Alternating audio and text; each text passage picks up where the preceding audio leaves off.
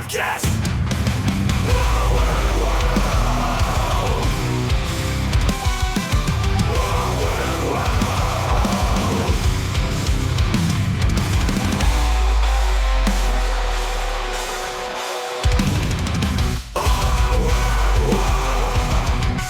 Welcome to Our Weird World. I'm your host, John Henson, and already off to a inauspicious start. All right, like right before I hit record, Santa Claus, literally, maybe not literally, but a dude who looks like he is a mall Santa.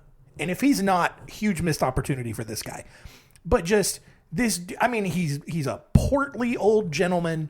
He had big old blue overalls on, white hair, white beard. I mean, Santa to a T.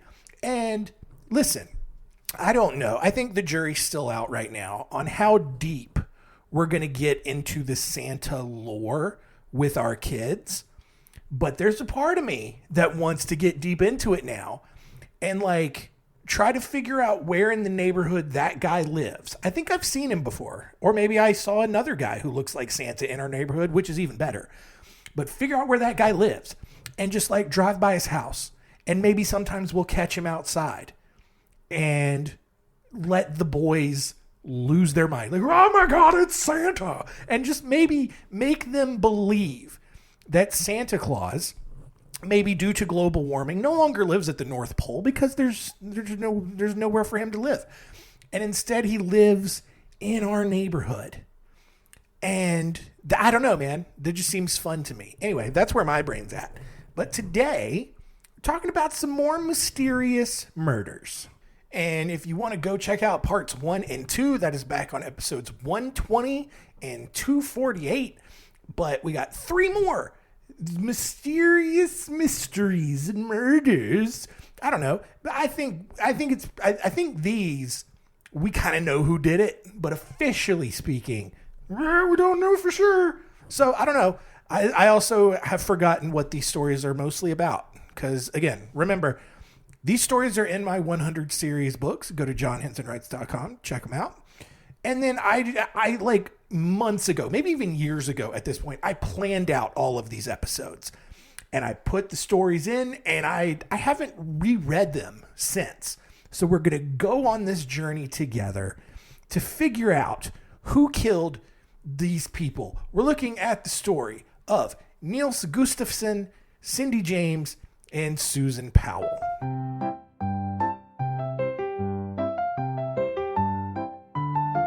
Story time. Story time.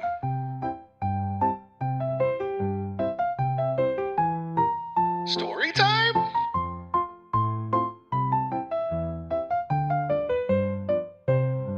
Story time. We start on June 4th, 1960, when 4 Finnish teenagers went out to Lake Bodom to camp and definitely not do drugs or make sex or anything else that teenagers do. The 2 15-year-old girls in the group, Mila Irmeli Bjorklund and Anya Tuliki Maki, oh boy, were with their 18-year-old boyfriends. It's Finland. It probably is different there, but 2 15-year-old girls dating 2 18-year-olds, yeah, they were definitely not out there to camp. Yeah, we know what you were doing, you dirty Daniels.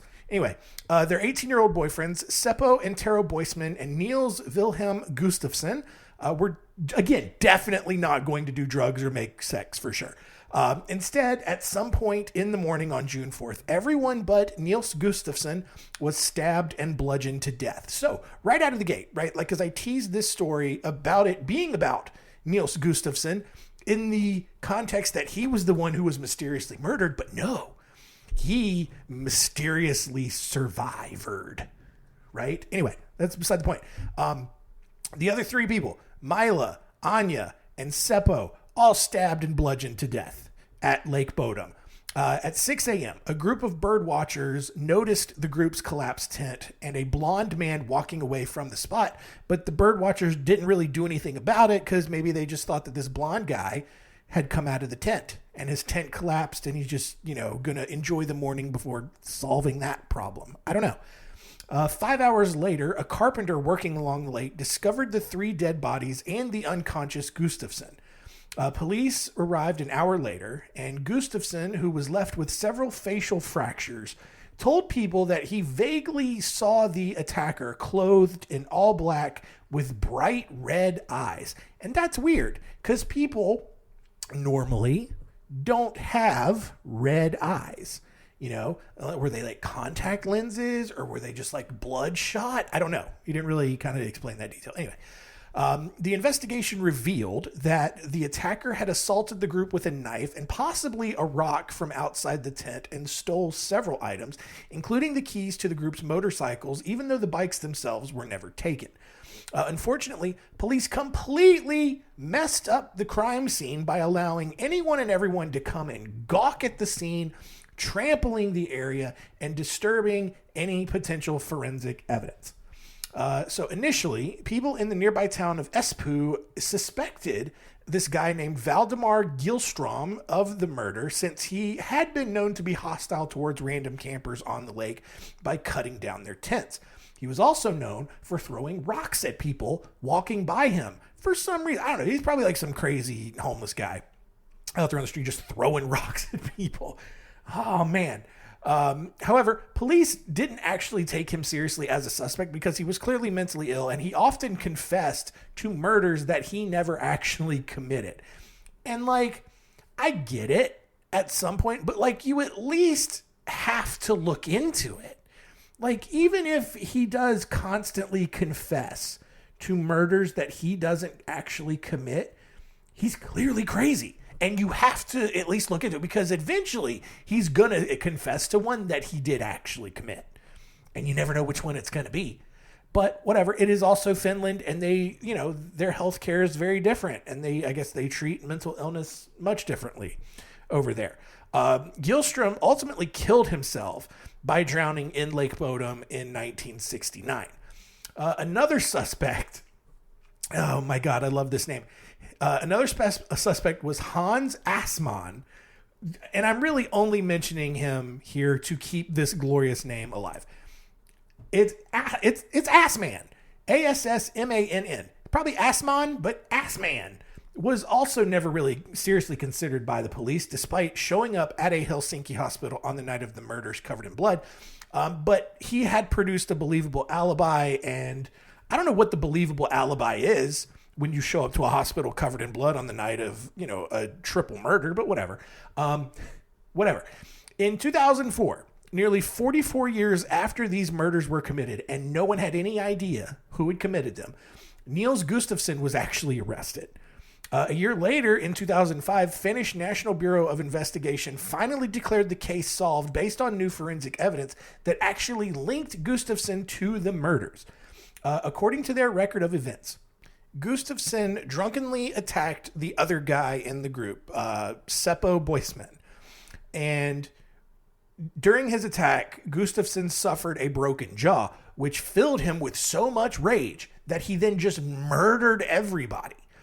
Gustafsson's defense argued that there was no possible way he could have committed those murders based on his own injuries that he had suffered at the time.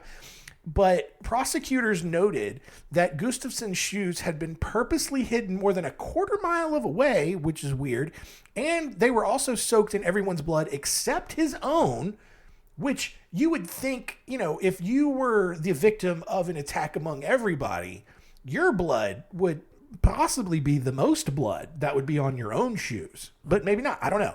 But that's really problematic.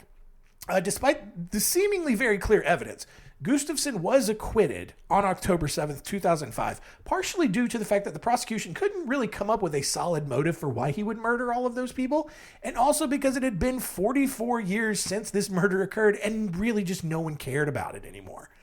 Although Gustafsson was prohibited from suing the Finnish newspapers for defamation because the newspapers already painted this guy as the murderer, he was awarded nearly 45,000 euros for the entire ordeal. So, was it Niels Gustafsson, or was it some random blonde guy that these people saw walking out? And, you know, like, Gustafsson also didn't really, like, you know, at least according to everything that I saw, he didn't really make, like, a huge effort to be like, no, it wasn't me.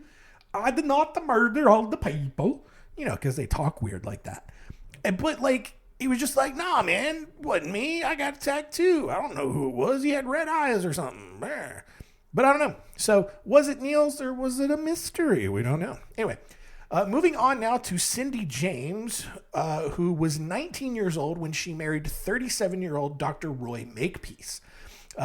James, a nurse in Vancouver, British Columbia, who also enjoyed counseling children with emotional problems, was just this super cheerful, energetic chick.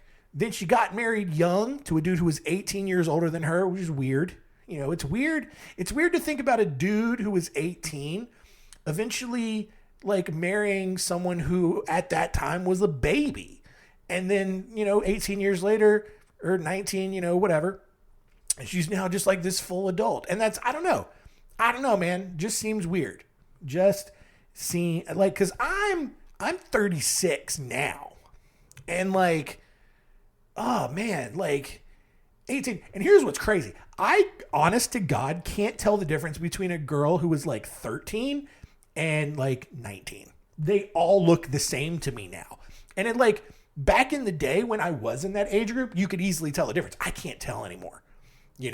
Like they all look the same and none of them look good. I'm glad I've got that in me. I'm glad that like I can confidently say, duh, gross, right? Have no interest. And that makes me feel good inside that I'm not a creepy pervert, like anyway, because there are dudes out there clearly like Dr. Roy Makepeace, for example. He's my age and he looks at 19-year-olds. You're like, yeah, go get me some of that. But nope, not me. That is, whatever.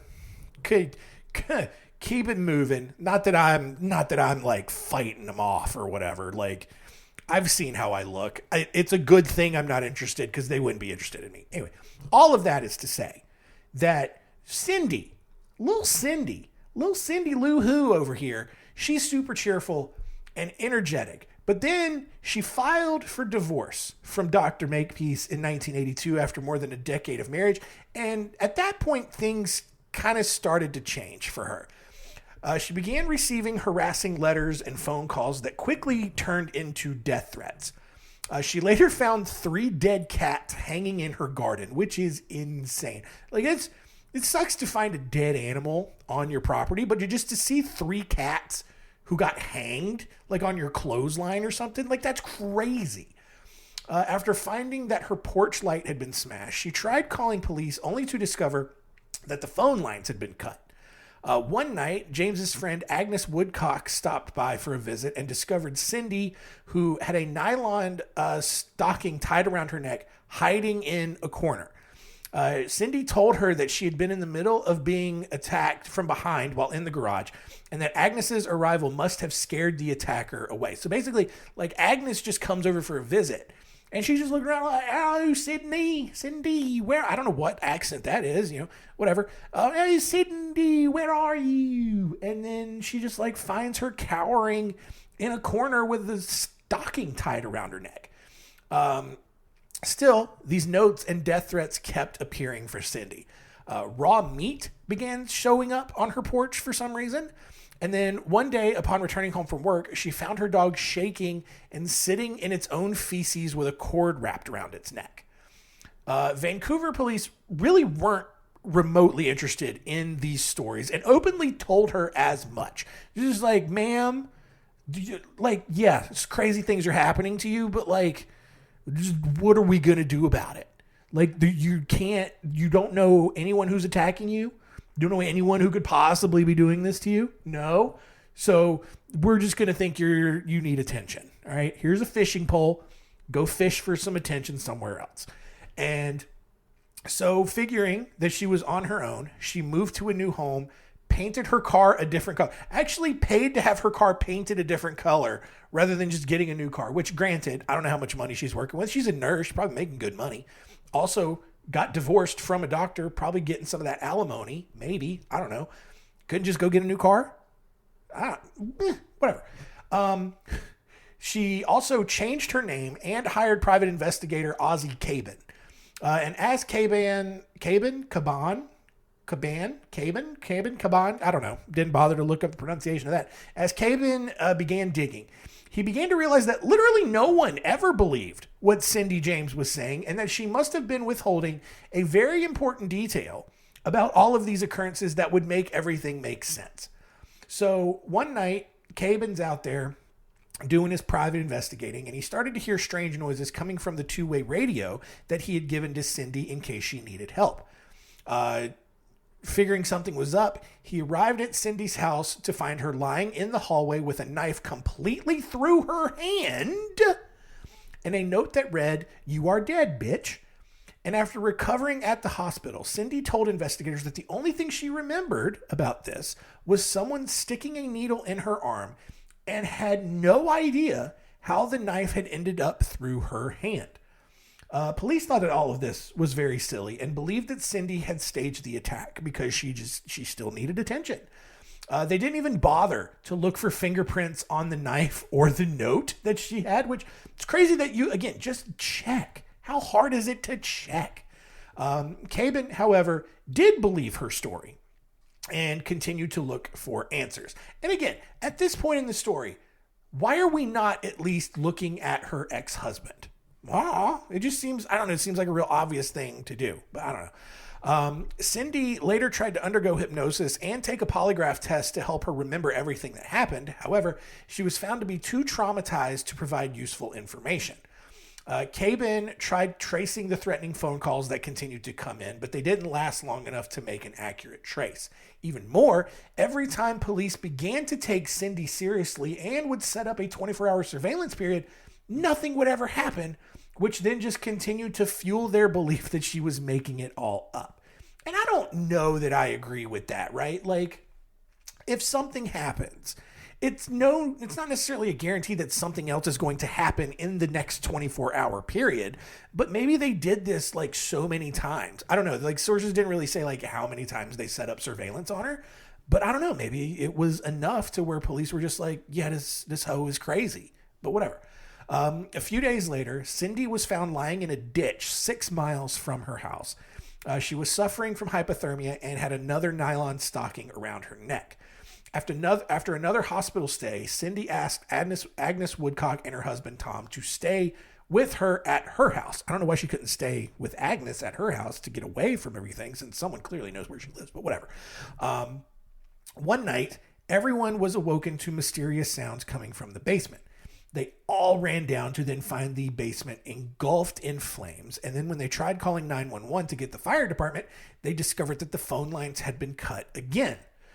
So Tom Woodcock, who's, Agnes's husband, they're all staying there at the house. He runs out to get a neighbor's help and sees a man standing in front of the house. When Tom asked him to call 911, the man just turned and started running off down the street. So police showed up. They determined that the fire had been intentionally set. Duh. I think we all saw that coming. But because they couldn't find any fingerprints on the window that the arsonist would have had to use to get into the basement, they then believed that Cindy had staged the fire. And at this point, like, Cindy is on the verge of a clear mental breakdown. Like, she's adamant that someone is tormenting her, attacking her, trying to kill her, and is doing such a good job at getting away that she has turned the police, her family, her friends, all against her to make her think that she is crazy, and now she is about to actually go crazy. Her doctor actually had her committed to a psychiatric hospital where she stayed for 10 weeks. And then upon her release, she went back to police and finally told them, I guess, that she thought that her ex-husband, Dr. Roy Makepeace, had been behind all of the threats and attacks. Police at this point now finally go to Makepeace, and he actually produced his own threat that he had received on his phone's answering machine, saying that Cindy would be, quote, dead meat soon. Weird. So now with that, I don't know who did it, because I mean, clearly he would not just fake his own death threat or whatever. He couldn't just call, not like you couldn't just call your own voicemail to leave yourself a message. No one ever did that, right? But whatever, but that was enough to convince police, right? So on May 25th, 1989, Cindy went to the mall to do some shopping, but never seemingly made it back to her car. Police found blood on the driver's side door and the contents of her wallet strewn all over the inside. 2 weeks later, her body was discovered in the front yard of an abandoned house. Her hands and her feet were tied behind her body, and another black nylon stocking was wrapped around her neck. The autopsy report revealed lethal levels of morphine in her system, meaning probably that someone, kind of going back to one of her previous stories where she felt like a needle stick in her arm and then she couldn't remember anything else. It's almost like someone did that again outside the mall and just, dragged her off. Vancouver police, who continued to believe that none of this was actually real, concluded that Cindy had injected herself with the morphine and then walked nearly 2 miles to the abandoned house, where she then somehow tied her own hands and feet behind her back while simultaneously strangling herself to death. Okay. Although the Royal Canadian Mounted Police claimed that Cindy died of suicide or accidentally killing herself, staging another attack, same thing.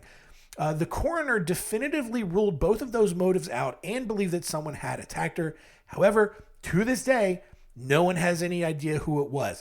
Definitely wasn't her ex-husband, even though, God, it seems so obvious that it was, but maybe it wasn't. Maybe it was just some other random dude. We don't know.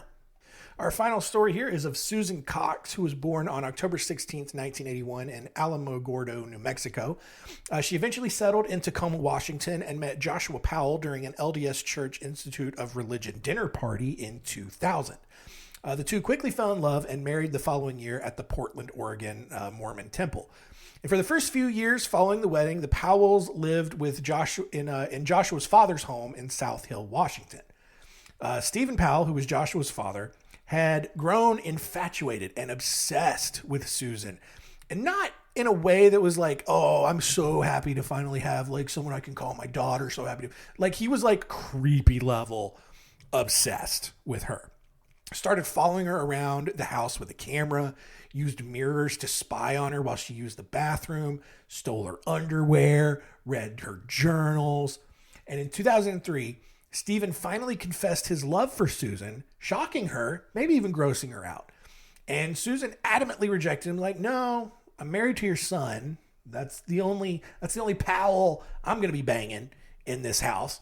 And the family then soon moved to a small suburb of Salt Lake City, mostly just to get away from Stephen Powell. Once they settled in Utah, her husband, Josh, whatever, he stopped attending church and kept corresponding with his father, both of which kind of made Susan uncomfortable, right? Like, Kitty, oh my goodness, Kitty over here hacking up a lung. What are we doing? Oh no. Get it out. Hairball, right on my new couch. Yes, do it, Kitty. Right on the new couch. Come on. I want people to hear this. Yeah, get it. Uh-huh. Work it out. No? We good? All right, never mind. False alarm. Anyway, so Joshua stops attending church, makes Susan uncomfortable because she wants to be a good Mormon, right? But also he keeps talking to his dad. What's he telling his dad? Telling him about all the ways they're doing it, and then I don't know, maybe listening to his dad say how much he wants to do her. I don't know. But the other thing was Joshua also kept spending all of the family's money, actually to the point where they were forced to file for bankruptcy in 2007. And so with growing tension and discord in the marriage, Susan wrote up a secret will and included the sentence, quote, I want it documented that there is extreme turmoil in our marriage.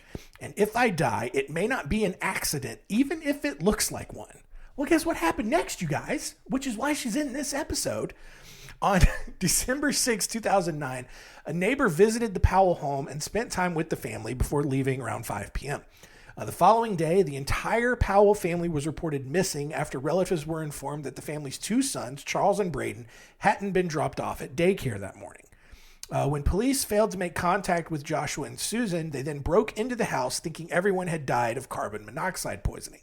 Instead, they only found a box fan blowing on a wet spot on the couch. Susan's purse, wallet, and ID were all still inside the couch or in the house, but the family's only vehicle was gone. A few hours later, Joshua actually returned home with the boys and was immediately taken downtown for questioning because police are still there like, hey, buddy, where you been? Everybody's freaking out. Hadn't heard from you. We got some questions. Joshua claimed that he had taken his boys camping and that Susan was asleep on the couch or somewhere when he left. Police then went to the alleged campsite 3 days later, but found no evidence of anyone having camped there recently. Police also found it very suspicious that anyone would go camping during the middle of a blizzard, which is what was happening at the time. I mean, this is early December, especially when those boys were supposed to be at daycare that morning, meaning who goes camping on a random weekday? Like, I get there are a bunch of like hikey, mountainy people that live in Utah and out west, but I don't know, man. I still feel like you go camping on the weekends and you don't just randomly take your kids out of school and not tell the teachers that you're going, right? Like, it's just none of it adds up. Even more, Joshua also hadn't told his bosses that he would be missing work that day, but he laughed the entire thing off to police, claiming that he thought it was Sunday instead of Monday. Oh, well, I'm just going to take my whole family on a camping trip on a Sunday. Still doesn't make sense, dude, because you're still coming back like on a Monday afternoon or a Monday. I don't know. None of it makes sense. When police searched the house on December 9th, they found traces of Susan's blood, along with a $1.5 million life insurance policy and a letter indicating that she was fearing for her life. Police also discovered that Joshua had actually liquidated Susan's retirement account, canceled all of her upcoming chiropractor appointments, removed his sons from the daycare formally, and even talked to coworkers about how easy it was to hide a body in an abandoned mine shaft out in the Utah desert. Why are you telling people this? Oh, God. Anyway, so Charles, one of the sons, he was only 4 years old at the time, he told police that they had actually gone camping, but that Susan had gone with them and just didn't make the trip home, which is suspicious. Weeks later, Charles then told his teacher that his mom was dead. Braden, who was only 2 years old at the time, why are you taking a 2-year-old camping? Finn is 2 right now. You're not catching me dead camping, regardless of whether or not I have a kid with me, but I'm definitely not taking him camping. There's no way. We would never sleep. He would, oh God, he would be a nightmare. Anyway. So Braden, he's the 2-year-old. He draws a picture of a van with 3 people in it and told his teachers that mommy was in the trunk. Less than a month later, Joshua packed everything up and moved to Puyallup, Washington. And police thought this was all very reasonable and just let it happen, even though he's still kind of a suspect in this disappearance. But they're like, none of that's weird. Why would he take his kids? At least, he's been playing in this move for a while. Of course, he would have to take the kids out of school. They just let him go. Shortly after the move, a website, susanpowell.org, appeared online and started defending Joshua, claiming that he was a victim of a smear campaign run by Susan's family, his estranged sister Jennifer, and the LDS Church. It also claimed that Susan's case was related to the disappearance of Stephen Kecker, probably, a journalist who disappeared in Nevada the same week as Susan, and that the two had actually run off to Brazil together. So this dude is doing everything he can to take the attention off of him. He's blaming his sister. He's blaming Susan's family. He's blaming the Mormon church for conspiring against him to frame him. And why? Because he's in the middle of a bankruptcy case. He's running out of money. And he's, he wants to keep all his money. He didn't want the bankruptcy court to come after him. And so he finds this other story of this journalist who disappeared in Nevada, and he's conveniently like, oh yeah, we'll just, yeah, sure. And he just creates this whole conspiracy around it.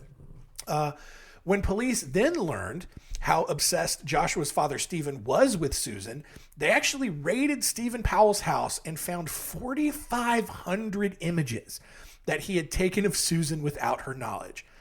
Stephen Powell was eventually arrested in 2011 for voyeurism and child pornography after investigators found additional evidence that he had secretly recorded several other women and girls.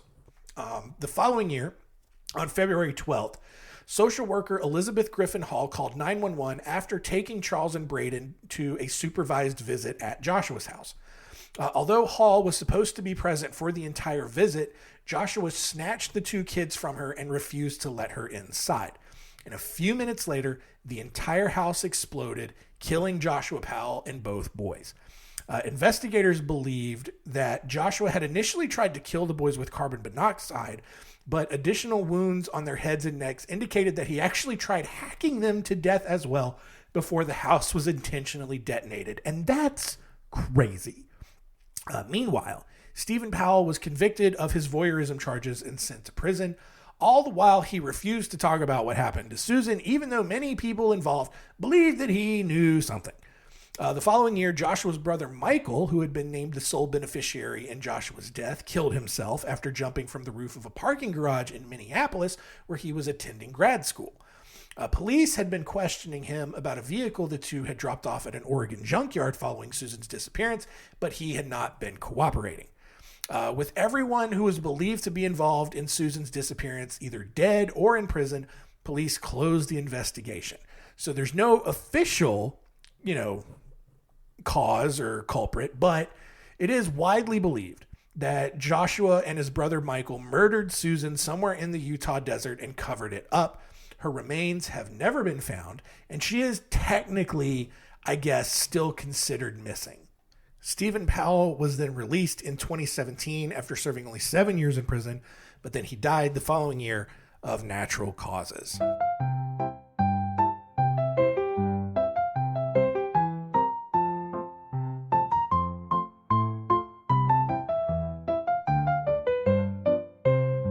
All done.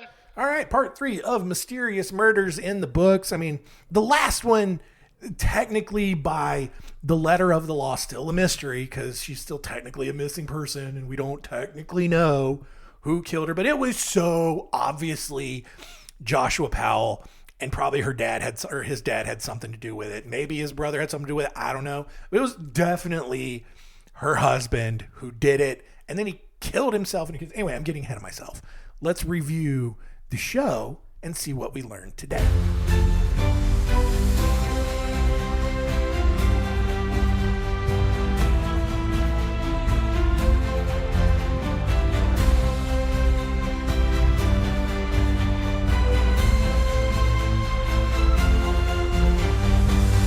What did we learn? Number 1, Niels Gustafsson, was he attacked at Lake Bodom in Finland? Or did he actually just murder his 3 friends after some sexing and some drugging at the lake camping site? I don't know. But no one really cares in Finland anymore. It was a big deal for a while, and then, just kind of let it go. So it's a big mystery.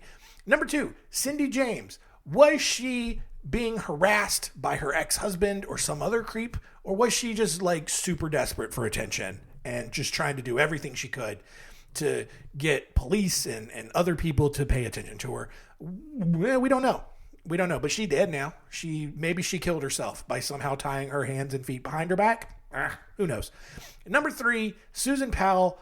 Look, you're supposed to say allegedly, but there is a mountain of evidence that says that her husband killed her. So we're going to go with that. And then he, moved back up to Washington. I don't know what happened to where all of a sudden he was then subjected to supervised visits with social workers, because I don't know who else they were staying with, unless they were staying with Powell's family and Powell's family got full custody or something, or grandparents or whatever, but then had to have supervised visits, snatched him from a social worker, and then killed them and himself by blowing up his house, which is crazy. That's a crazy story. I'm surprised more people don't talk about it.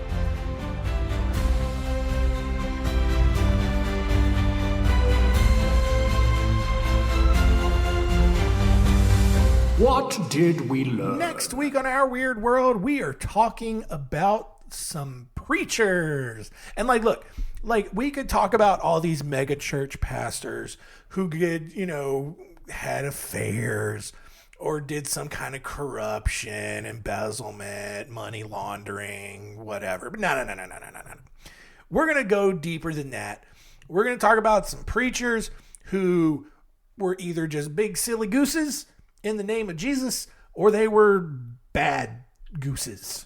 You get it. Anyway, it's not, they're kind of what you might think, but it's going to be more interesting than the other ones, Baker and some of these other goofballs that had mega churches. We're not talking about them.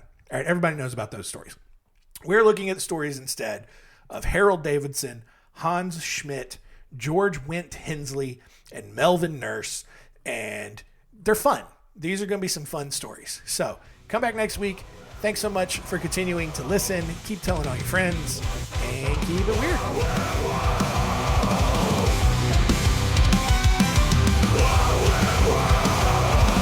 This is a podcast